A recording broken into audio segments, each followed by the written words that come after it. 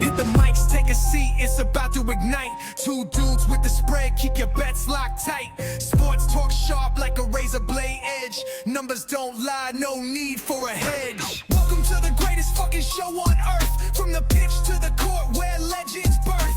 Plays and parlays, every wager's worth. Sit back, tune in, ride the wave of mirth. Game clock's ticking, we predicting the heat. Fast talk.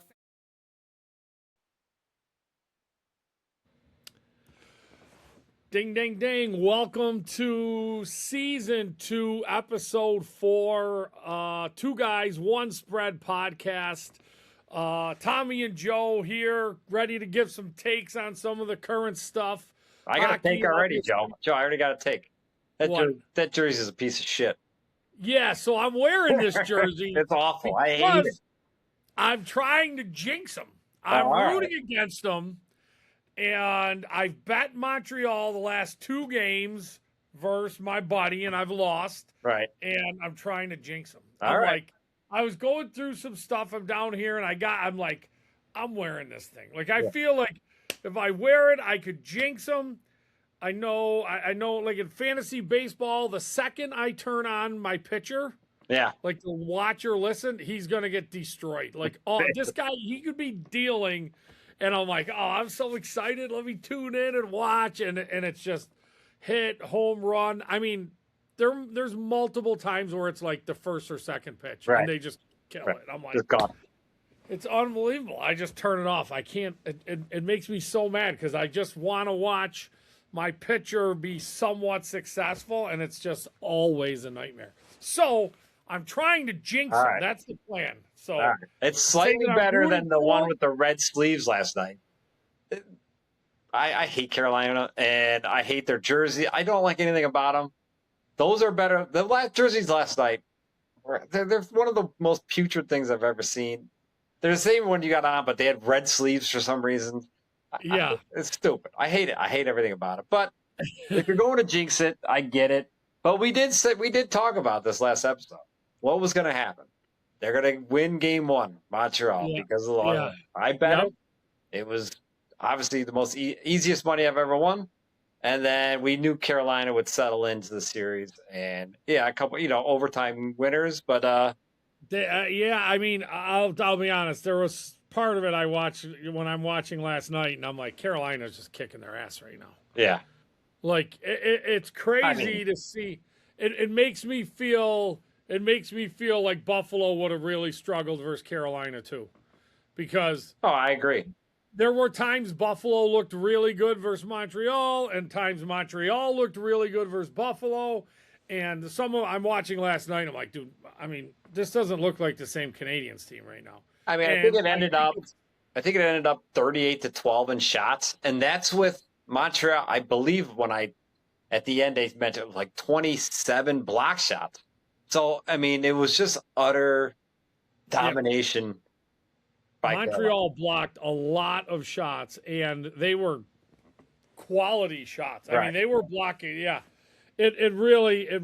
I mean, it wasn't pretty, man. It really wasn't. And I mean, watching Montreal's power play can't even set up, and I was like, geez, like a week and a half ago, they were just setting up at will and passing the puck around like they're playing an 8U team out there, and now they can't even set up. So, I know there's not a lot of people around here rooting for Carolina, but they look pretty damn good. I'm going for the jinx. That's what I'm doing. I'm going for the jinx.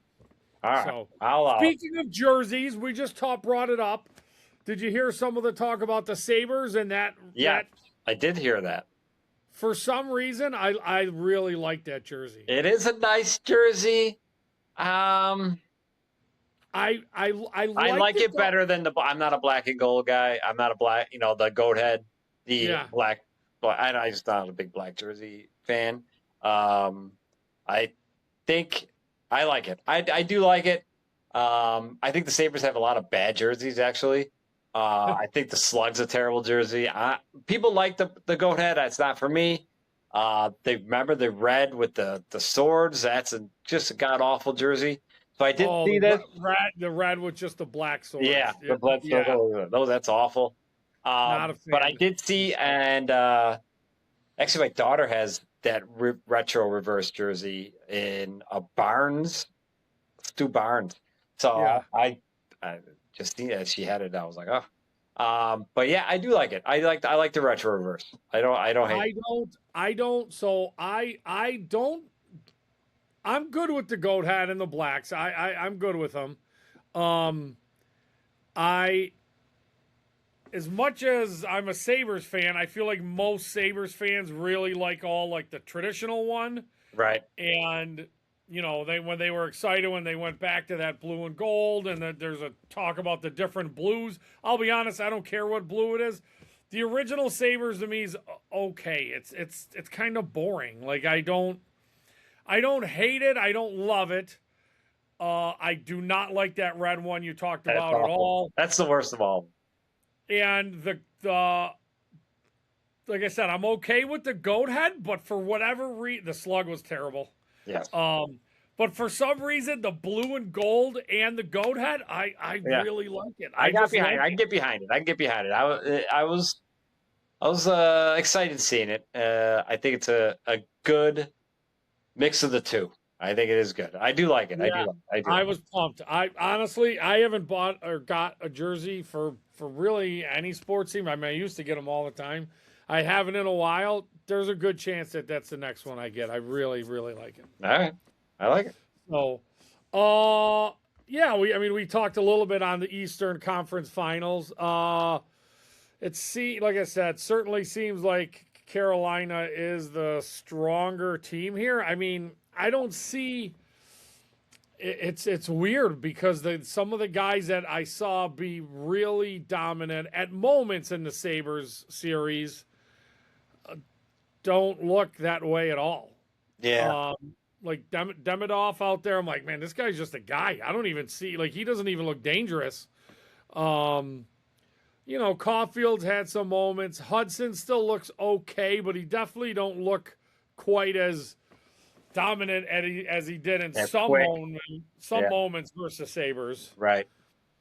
Yeah, like you mentioned, their power play, like against the Sabres, it was you took a penalty. You're like, well, here's 2 minutes in our zone of just, passing the puck, getting shots on net, and you're like, they can't even get it set up right now. Yeah, I kind of expected this. I think Carolina is a better team. I think game one was just rust and a lot of rust. Obviously, it was a blowout, but I mean, it's not like they've been 2 overtime games, so we're talking. Obviously, it's Carolina won both, but it could have went either way. It's just if you're watching the game, you're just seeing Carolina start to, I just think Montreal has so much offensive talent that they're and they're so dangerous that they don't need a million opportunities. But I mean, if you're watching zone time and controlling the puck and the overall number of chances, it's certainly. I mean, you need more than 12. You need more than 12. You need more than 12 shots. I mean, I don't know. I know you don't need a ton. Yeah, more than 12.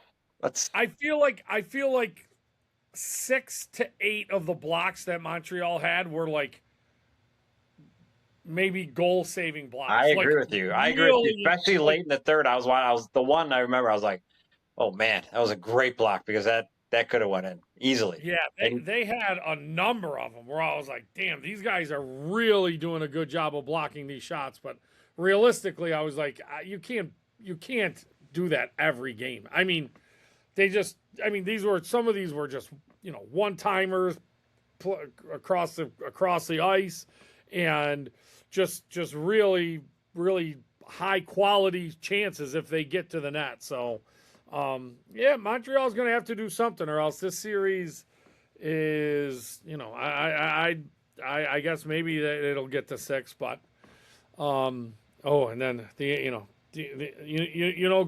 Bettman's not dying for Carolina to be in there. No, he's not. I think, we could talk about the West. I mean, I don't know if I think Vegas they could sell Vegas, they could sell Colorado. It is a hard sell for Carolina.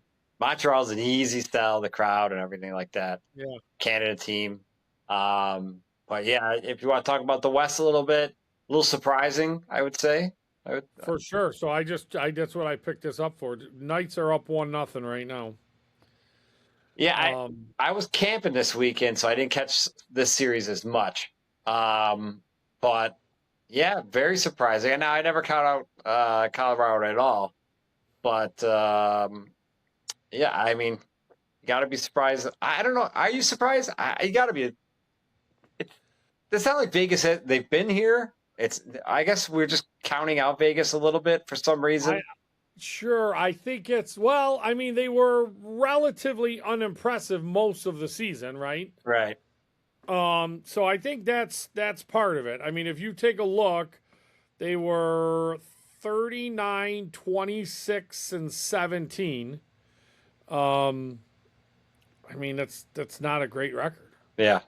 Right? I mean, but they were but under Tortorella, they've been much better. I think if you can get rid of the regular season records, right, and focus on rosters, you're right. It's probably not. I mean, I guess 3-0 is surprising in any series in the conference finals, maybe, because the Avalanche were so good. But is it surprising that they? Is it surprising that that they're winning the games? Maybe not. Like I said, if you look at their talent, they obviously have some good, proven offensive talent. Right. For the most part, guys that have been there, they're pretty deep. Stone is back. I've always been a huge Mark Stone guy. So, I think it's surprising that they've won 3 in a row. Now, you also factor in your minus Makar for two of the games, right? Right. Comes back in the third. I know he played a bunch. Was he completely healthy? We'll never know until the series is over. McKinnon, you lose him for the second half of that game, right? Yes, I mean, he tried to, I know he was out there, but it certainly was not the same. He was on, looks like it was just power play time, and he had that one where he got on and he was off in 10 seconds. Right. You could tell. So when you factor that stuff in, I guess maybe it's. Yeah, it's not as surprising. I don't think it's, like I said, I don't think it's surprising completely that they'll win, but I mean, a sweep is probably not expected of the President's Trophy team. Right. What do you say? What do you say that hockey is the only sport that you could play 70, 72 games? We've seen this. It's in the recent history, and a coaching change comes right before the playoffs, and obviously in Vegas it seems to have made a big difference. Your opinion on that? It's just weird. Hockey is the only sport I've seen in it where a playoff team will change coaching 60, 65 games into the season. NBA a little bit, but I mean, my thing is, we talked about this. I was coaching a tournament in Canada, and some of the dads were talking about this. Does that happen? Does that only happen because there's something? I mean, is that like a players aren't happy type thing? Like, how else is that happening? I don't know. That's why I'm like, in football, you see it you got to be losing. You got to be terrible. You got to be expected to be here, and you're not even close, and whatever reason, and then you let them go, mainly because you just want first dibs at the next coach. But in hockey, you'll see. I mean, it's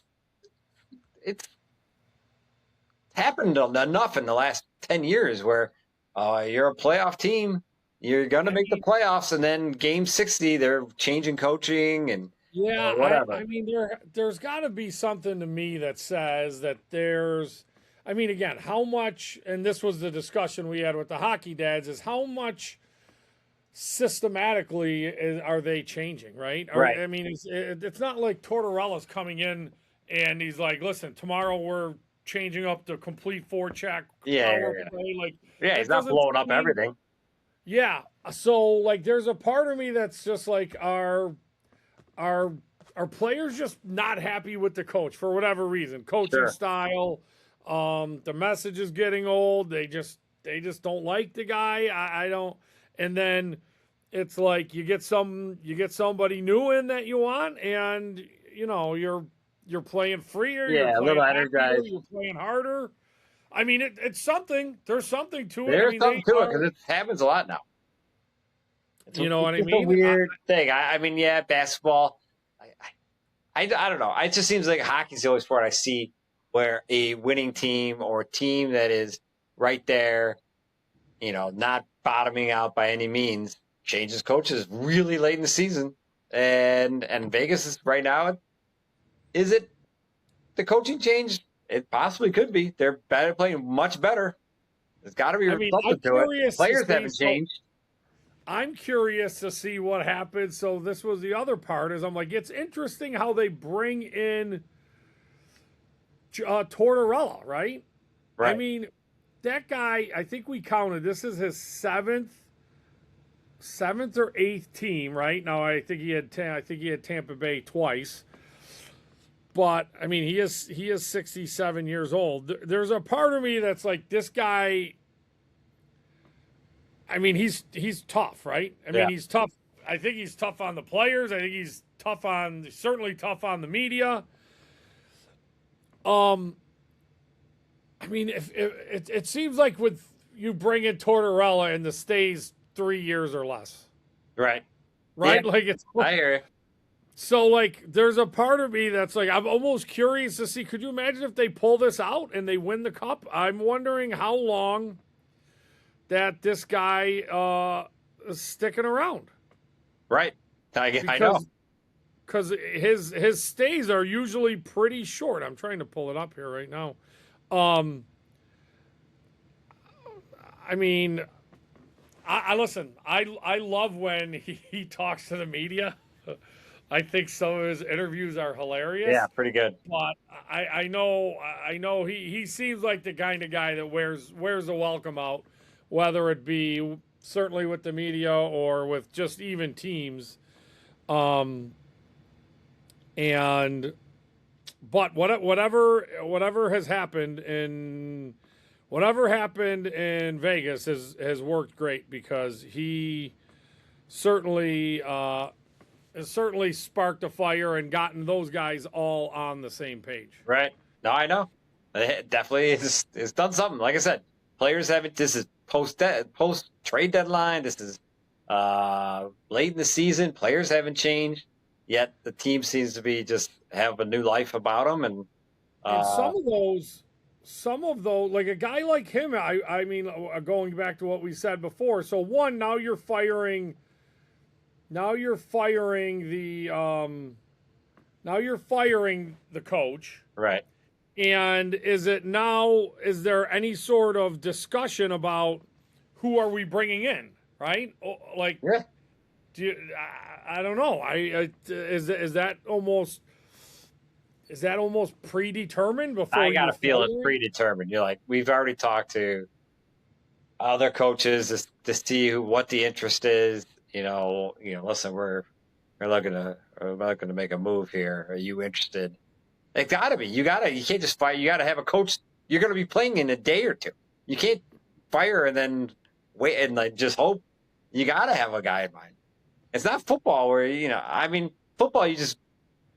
The other sports you can just take a guy, interim, which I guess you do. But I mean, if you're gonna make this move and bring in another big name coach or another name, yeah, you better have it. You gotta have it set in stone basically before you make the move.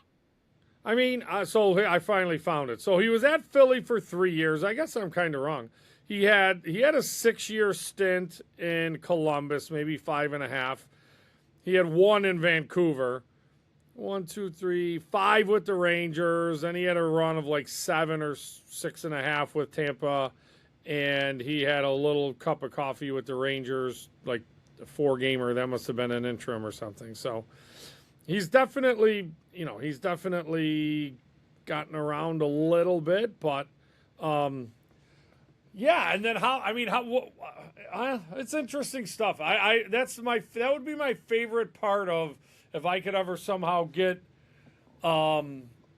get access and find more, right? Like let's say you approach Tortorella and he doesn't want to do it. Right. That's what I'm saying. Right? Yeah, you better know. Because all of a sudden word get out like, hey, Vegas is obviously looking for somebody. Right. Right. So like at that point, I don't know. Maybe there's enough professionalism and stuff where, he knows like, listen, I'm not interested, but I'm not going to the media and saying anything about it. Yeah. But Something like that is like, you imagine if it gets out that they talk to coaches and they all turn them down and now we're sticking with you. It's going to be even worse than it already is. I suppose, like I said, you're at that point, once you're doing it, I mean, there's no going back. There's no going back. But I mean, listen, Tortorella, the guy, the guy, he's got some pretty darn good success. He really has. And he seems to, like I said, I'm not sure. I mean, he's had some of these stints for 5 or 6 years, but he certainly seems like the kind of guy that can fire people up, which maybe is what you want right before the playoffs. But right. The grind of it over the course of, season after season after season seems like he's not that kind of guy that's staying someplace for 10, 12 years. Not that happens. Not that happens a ton. Man, let's play a little. Who would you like? Who would you root for if you have Vegas and Eichel versus the Canes? That's a good question. That is a good question. That could very well happen. Man, that is a great Buffalo question. Yeah, I know. Oh, I'm gonna root for Vegas. I root for Vegas because I think we gotta let the Eichel thing go. Because if it's not for him, I think we're all rooting for Vegas. But because they have some of the hatred for Eichel, but I think we gotta let it go. It's time to, time's passed. I think long enough where I'm fine with Eichel. I don't hate him. So yeah, it's not. He's not going to be. He's already won a cup. Yeah. So it's like I can't hate the year. Like, what am I going to hate him?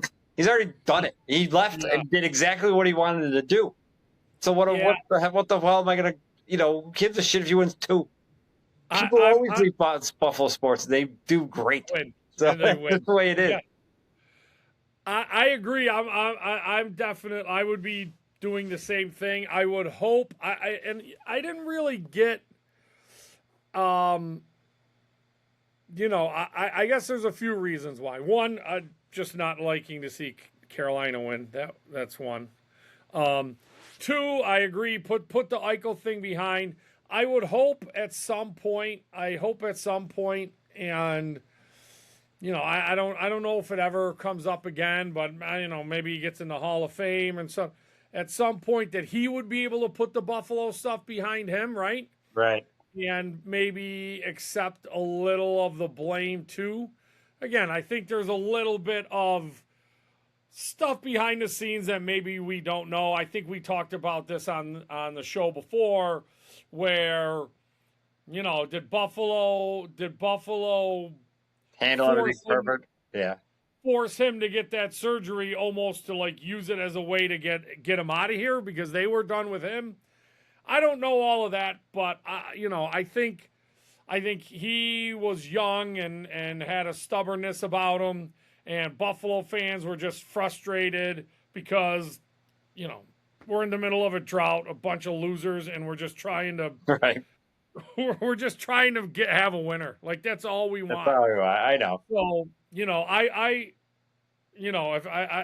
he maybe it's already there, but if he wins 2 cups and you get older and you realize like, listen, we both messed it up, right? Yeah. We both did things wrong and said things wrong and probably could have handled it better and differently. And then what about this little angle? What about Mitch Marner getting his cup? Yeah. And then Toronto Toronto. fans, Yeah, Toronto fans getting a little bit of the old lose him, now he wins it. Yeah. A little Yeah, treatment, right? He's had a great playoffs. He didn't get treated. He didn't get treated well in his time in Toronto. And again, did he not perform? Sure. Did the whole team not perform in the playoffs? Yes. But I mean, again, I always feel like it's not. I highly doubt he went out there in the playoffs in Toronto and was like, "Man, I just really want to suck and do nothing." Right. I know. I know that's a good storyline too. I know the Leafs fans are probably in the Eichel, phase of hatred. So you're like, so I get that. So that is a good, and you always like to see the Leafs fans miserable. We should, you know what we should do for one of the next shows is we should come up with an all Buffalo. It could be Sabres and Bills. All Buffalo, like people who've left and won. No, but like a flow chart of grieving, right? Like you just said, they're in like the Eichel stage right now, right? Yeah, that's what they are. Again, there's times it comes all the way full circle, and sure, we love guys. We love guys that have left, and you know what I mean. In the end, we're all happy for him, and they're at the Eichel stage of the like, we don't like him, and we're not rooting for him, and screw that guy, and he sucks in the playoffs, and now he's going somewhere else and just looking great. I think that would be pretty good. Yeah. You can come up with a couple different names in the cycle as you go. Right. Of course. As you go all the way around. But I do. I think Toronto fans are in the heat of the Eichel thing right now. Absolutely. Absolutely. And that's always fun too. So we love seeing Toronto fans miserable.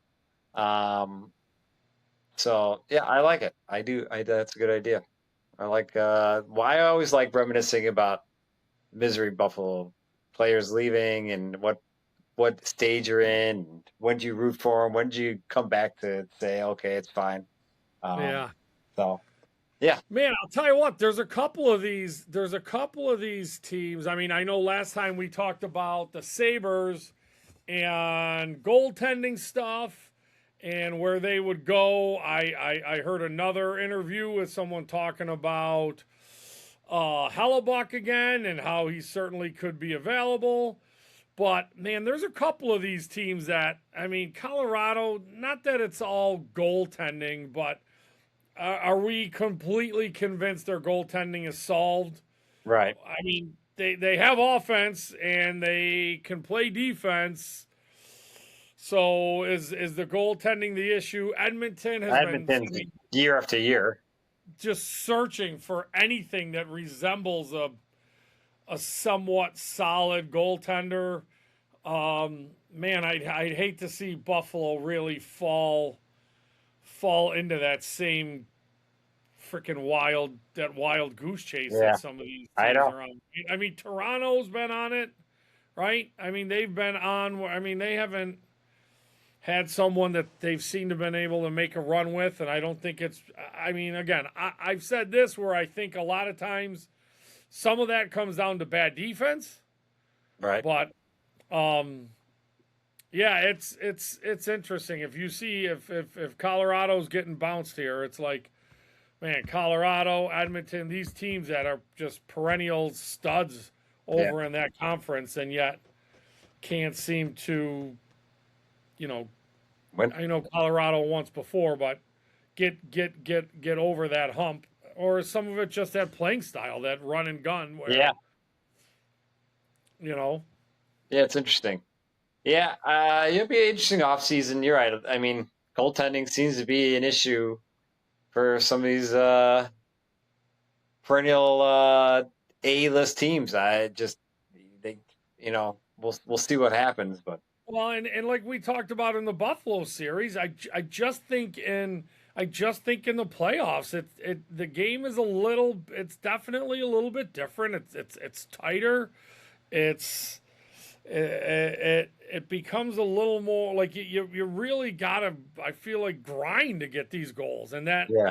you just don't have that same grind that's needed in the regular season every single game. And I think some of these teams struggle with whether it be, they're used to scoring 4 in the regular season because it's so free flowing. Right. It seems like in that Montreal series, game 1, maybe they caught Carolina a little bit off their toes. Or a little bit, a little bit off guard, and got some of these odd man rushes. But I think Carolina adapted a little bit, and it's not quite as flowy. I think there was a little stretch of game 3, last night's game, that kind of fell into that, where I was like, man, now they're really going back up and down. And I think Carolina, hit the third period, and then that shut down right away. Yeah, I think Carolina was like, I'm not sure this is the game that we want to play with them. You know what I mean? And when they tightened things up, it seemed like then all of a sudden Montreal was really, having a tougher time, generating good scoring opportunities. Yeah. So, one last hockey thing. Okay. What do you think about the Sabres and Ruff? Extra 2 years. I mean, it makes all the sense in the world, but just bring it up.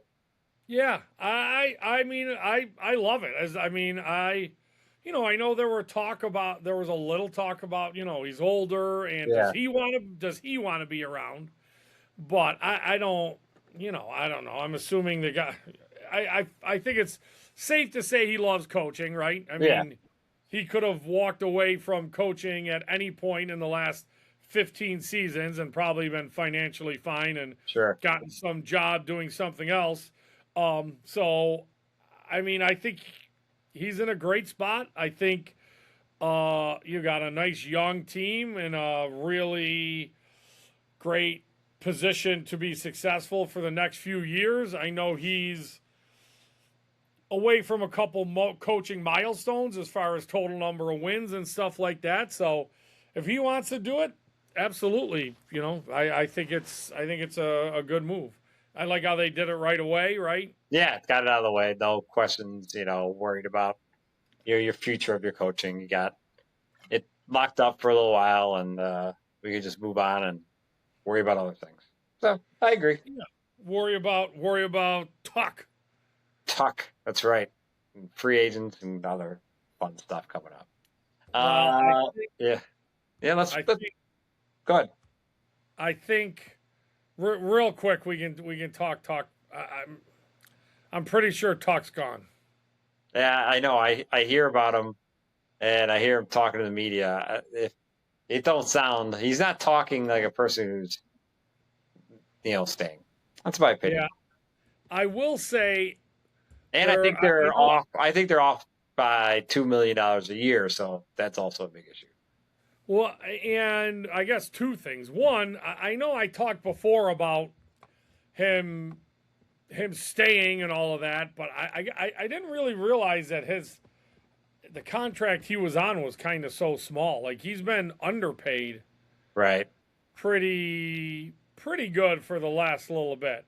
I think the problem might be is even if we wanted to give him what maybe is probably perceived to be market value, right? There's a couple teams that have a lot of cap space and really could use a guy like that to. I mean, he does it all. I mean, he's a guy you can go on power play, penalty kill. I mean, he's obviously a very universal player. So, yeah, I could see a lot of teams being very interested in him. Like in a normal market, he might get. Maybe people say he's 11, but I've said this about all the time about the top free agent. I don't love when my teams get the top free agent because usually in order to do it, you've got to go probably even a little bit above market, what maybe the market would be, whether it be term or dollar amount. Right. You know what I mean? Historically, if you look at when the Sabres get top free agents, it cannot be any worse. No, not good, I mean, Ehrhoff, right? Leno, Leno's always sticks out. Okposo, I suppose, yeah, that's the other one. and who's the other guy? I always forget him. Matt from the Islanders. Matt. Oh, Um. I know what you're talking about. I can't think of his last name.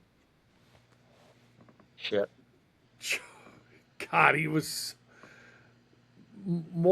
Oh my God, I can't believe it. I mean, the Islanders duped us twice. Molson, Matt Molson. Right. The Islanders put these guys on a line with Tavares. They play great, and everyone's like, "Oh, they're the top free agent," and then you sign him, and you're like, "Dude, this guy stinks." I mean, if you look at those names of the top guys that we've gone out and gotten, and they are beyond bad. Right. I agree with you. Beyond bad. So as much as I would love talk, I think that market's going to go big, and I don't want to go crazy. So, I agree. All right, hockey. Let's talk a little basketball. Sure. Let's talk about what series you want to talk about first? You want to talk about the one that ended? Yeah, your boy. My boy did it again. Playoff Harden. Oops, he did it again. Playoff Harden is there's one thing you can guarantee with Playoff Harden is that you will be out of the playoffs and he will not look good, either offensively or defensively, which he plays none. Teams bring him in as like they feel like he's the last piece. Listen, I don't blame Harden for any of the money he's made in his career. I blame the teams for bringing him in. He has had a very long career. This is not something you're like, all right, he's in his fifth year. We can, he's going to break through at some point. He's not breaking through. He's terrible. I get it. He's arguably one of the greatest scorers in NBA history. I can't take that away from him. That's a regular season statistic. He is horrible in the playoffs. He's always been horrible in the playoffs. He's never won anything. So why do teams keep bringing him in, thinking he's this final piece, and he just doesn't get it done? They bring him in for offense. He chokes in the playoffs. He doesn't play any defense, and they're spending a ridiculous amount of money on this player. It doesn't make sense. I mean, the tough part is, I mean, these guys put up numbers, but in basketball, to me, it's just the easiest sport to put up numbers. He can numbers that don't genuinely reflect your value on a team. Right. I mean, if it just there's just such a difference between, like, I feel like Jokic numbers versus Westbrook numbers back in the day. You know what I mean? A triple-double is a triple-double. It's not a triple-double. It's a triple-double. Jokic does it on minimum amount of shots and this and that, where Westbrook was just putting up a ton of shots every game just to get his triple-double. He'd do anything. Harden, I'm going to go through a couple of these quick. All right. This last game was 2 for 8. Okay. From the field. Yeah, I mean it's a series-ending game. 2 for 8, 8 shots. All right. 8 for 15, above 500 It or is. 50%. Pretty good. Yeah. Still only had 19 points in 40 minutes. Right. 6 for 15, not good. 5 for 16, not good. Terrible. 2 for 10, awful. 6 for 13, right. I mean, still below 50, but, I get 8 for 21, 5 for 14. I mean, I mean, if you're shooting all threes, Yeah. I guess 40%'s unbelievable. Yeah, that's pretty good. Yeah, But I mean, stop shooting. Oh my! In the Knicks series, he made 5 3-pointers in 4 games. I mean, shoot. How many do you think he shot? I bet you he shoots six. I bet you he shoots 5 to 6 a game. So in 4 So that games, would be 20, he made 25. he shot. Let's see, 28. Oh my God. 5 for 28. It's so bad. It's so bad. And okay, that's one thing because he's awful and this is not new. But that's an embarrassing stat. He don't play defense. They show him and he's just watching guys go by, doesn't step up to help on D. I watch him and it's everybody knows this. He just I don't get it. And I'm not mad at him for getting his money. And I just don't understand why teams keep doing the same thing. This is what he does. I'm going to go back and I'm All going right, to is there all okay? So let me ask you this: Is it possible? Sorry. Is it possible? Now, this probably isn't the case for Cleveland. I'm guessing, but is it possible that the owners or the owner doesn't? We've talked about this. Doesn't care about winning, right? I'm bringing in a name. People know James Harden. We're gonna sell tickets. We're gonna get on TV more. You know, Maybe. I mean, it's not like he's me out there, right? He's got I know. skills, but you're talking about. You're thinking like, I want to win a championship. Right. Is this guy a piece? Right. No, you know what I mean? I mean, I think you just can get anybody to do that. You can get anybody to do what he did. But is it not as they're not the name. Yeah, it's not the name. It's not. He doesn't have a dyed beard, I guess. I mean, he's one of the greatest marketing things of all time. The beard. The beard. I don't know. I agree. If I'm like, what do I need here to put this to bed? What do I need to really get my team over the hump? I mean, I don't know what makes someone think it's James Harden because his playoff performances will tell you that it's not. I mean, he's virtually had no real NBA playoff success, right? No. I think if we go back to Oklahoma City, which is forever ago, he might have had some, but I think he was sixth man of the year that year. So I don't even think he was a starter. Yeah. If I recall.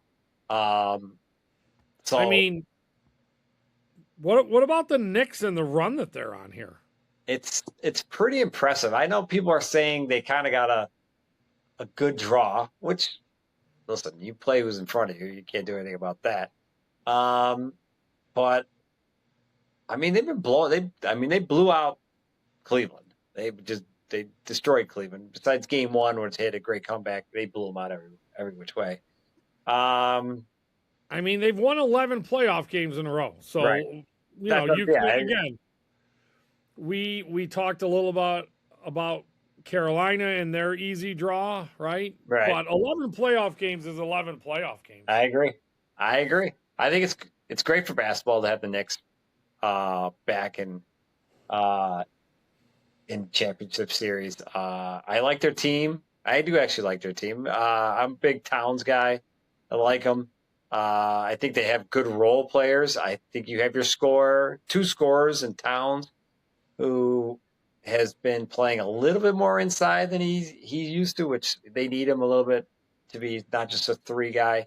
But Brunson, obviously, and they got role guys. They don't have just, they got guys who just will go out to play some defense or get to play a little dirty. So I like their team. I like the makeup of their team.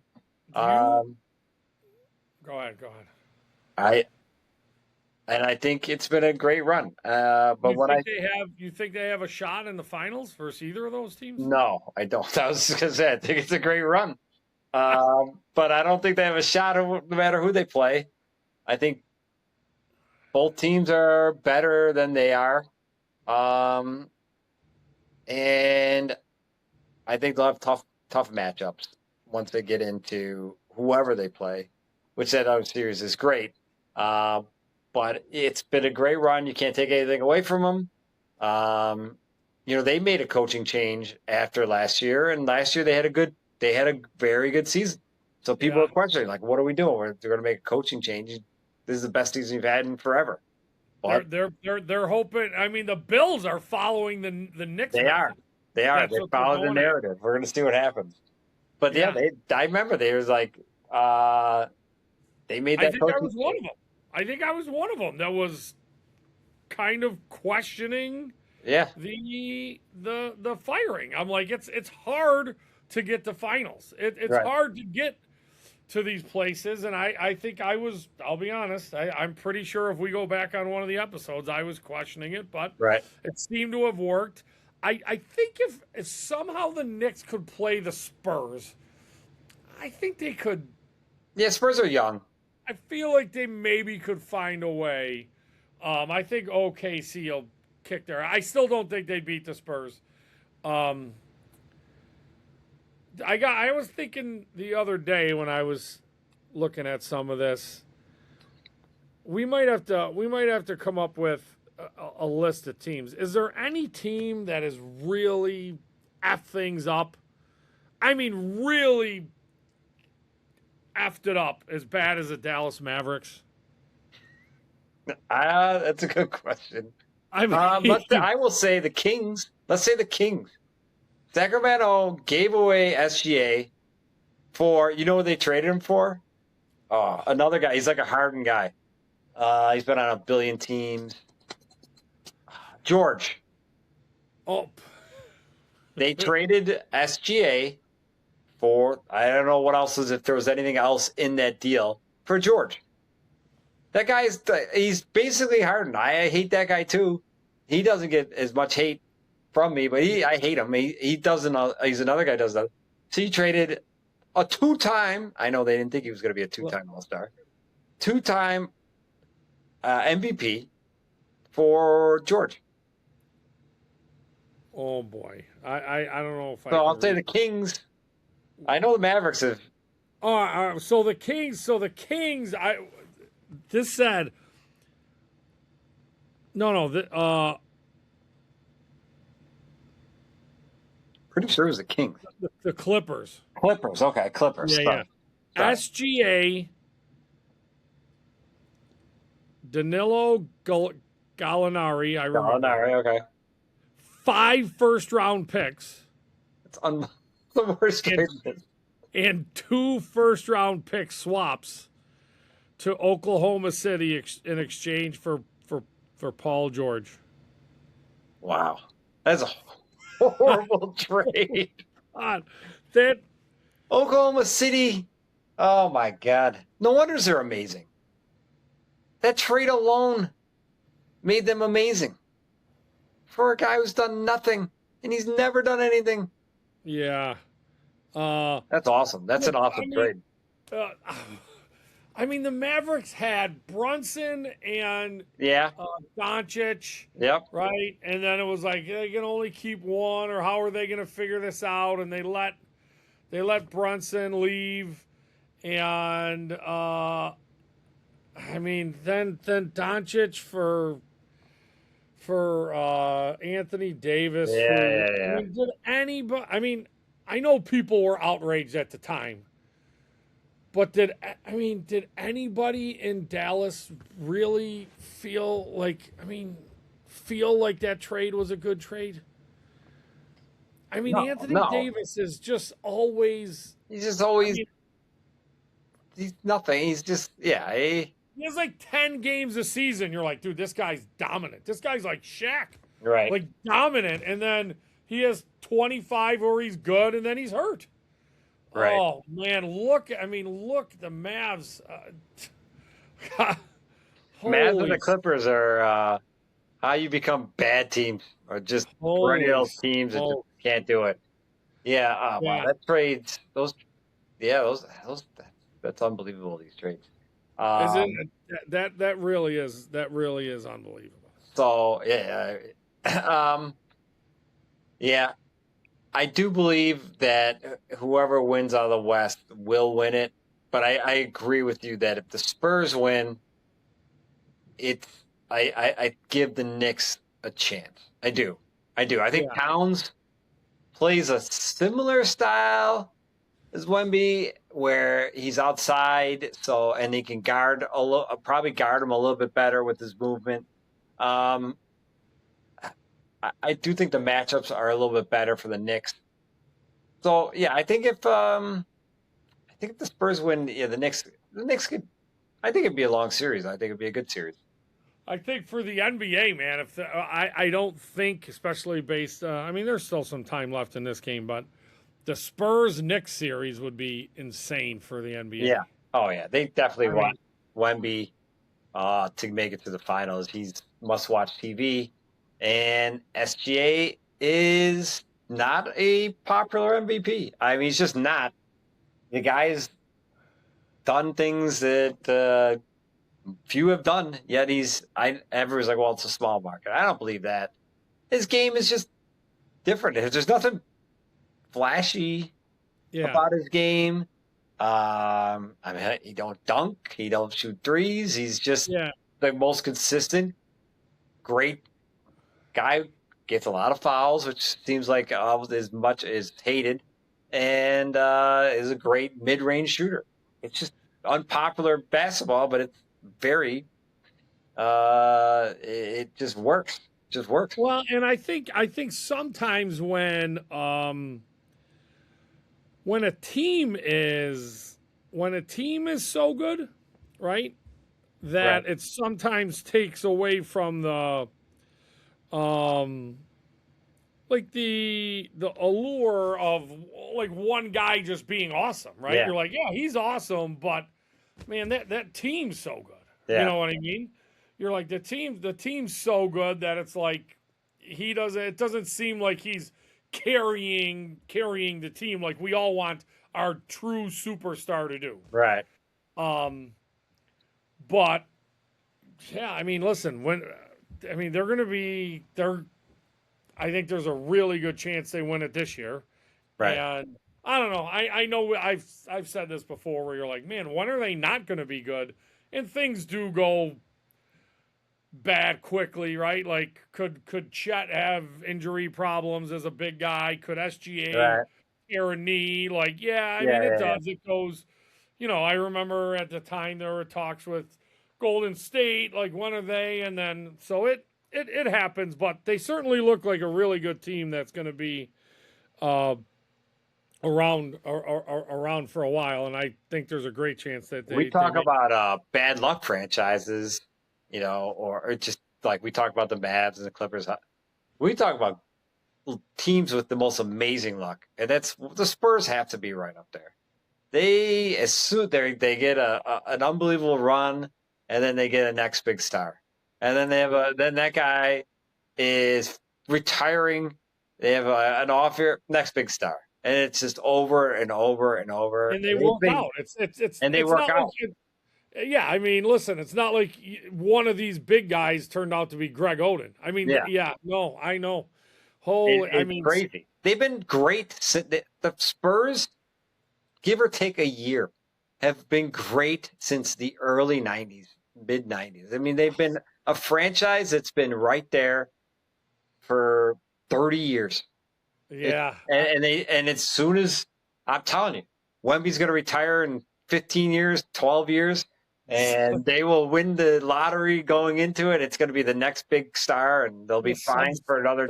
Some juicy stud just laying there for you. It's an unbelievably lucky franchise. I got to admit that. I mean, it is crazy. I know. I mean, that's the stuff that makes other sports franchises so mad, right? Yeah. You know what I mean? Like people are like, you have like the you have like the Jets and the Bears in football, and then you sit there and you watch like the Colts and I know. I always think the Colts and the Packers, and you're like, these guys it just falls right in line with the next guy for 15 years. Right. I mean, when you look at the history of the Jets and the Bears and their quarterbacks. It's bad. I mean, isn't it the Bears don't have, I don't think they have a 4,000. They don't have a 4,000. We thought maybe this was going to be the year, but they still did. They were short this year. I mean, it's a lot. It's a lot. It's but a lot, but it's not crazy. in the last 10 years, I mean, it's been a lot easier to get there. I know. And It's so And amazing. the Jets, they haven't. I mean, you got to go. I'm trying to think of their last decent quarterback. Well, I don't I even don't know. We I have mean, to go back, but it's Chad Pennington. I don't know. I always mean, go back to Chad Pennington too. I think he might have been their last and decent when quarterback. you say decent, I mean you You're- really. I mean, decent is yeah, it's a very loose term. they're pushing him there. So. Yeah, I mean, he had no arm, but he was at least kind of good, I guess. I don't know. Oh man, awesome stuff. So, cool. Real quick, so we wanted to bring up on something that we think we are going to do. We've talked about some of this before off the air, but we've never really gotten into it. But I think on our next episode, we are going to have a little discussion, and we are going to offer the listeners an opportunity for a giveaway. Oh boy. We are going to be giving away a autographed Fred Jackson jersey. Oh, Fast Freddy. Yeah. I've always been a Fred Jackson guy. Liked Oh, him. yeah. So we have. I'll be getting my hands on it tomorrow, and I'm going to put out some pictures on our Facebook page and a couple of our other pages, and we will give that away to one lucky listener, to Two Guys, One Spread. I love it. Yeah. Something new, Something something new. fun, Yeah. and an opportunity to get some Bill swag in somebody's hand as we head towards the season. Yeah. Fast Freddy Jackson's never go out of style. That's a great jersey. Yeah, it's the blue one. It's really crisp. Yeah. It's super nice. Beautiful. Beautiful. Yeah, Little- it's really Little, nice. So, fan, appreciation. yeah, And, absolutely. you got to listen to win, get in it though. You got to listen. You got to listen to hear what we're going to talk about and what you can give your opinion on what we're talking about. So that's the only way to get involved. It's the only way to get involved. I love it. Yeah. So tune in for that next episode. If you are a listener on YouTube, Spotify, iHeartRadio, or Apple, those are the platforms that we are on, and we appreciate all the listeners and wanted to give them an opportunity to get a little something. So Yeah. I've already set up 7 fake Gmail accounts to try to win this jersey. I'm ready. That's hilarious. And I really want. I know we tried once before to do like a live thing. Yeah. But it kind of it didn't work the way we thought it was going to. But I'm working on another platform that we can maybe try and do it on. So Right.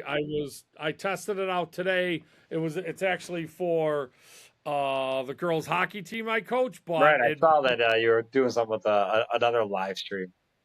yeah, and I tested it out and it actually worked pretty simple. So I think one of these times, if we can link together, it would be super easy and a lot of fun. Yeah. I like it. So I like it. Exciting. Sounds awesome. Sounds Our like some sponsors good are starting stuff. to come through for us. That's right. Yeah, that's right. So season 2, episode 5 will be that giveaway. So All right. Sounds good. For all the listeners, we appreciate you. Give us a share, and pass the word along to some friends, colleagues, co-workers, neighbors, cousins. I don't know, anybody, someone you're driving by. So, see ya. See ya.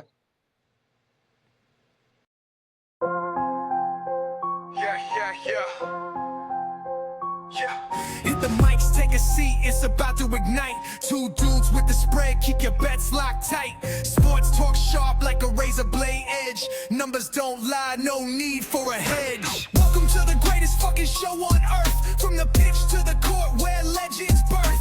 Plays and parlays, every wager's worth. Sit back, tune in, ride the wave of mirth. Game clock's ticking, we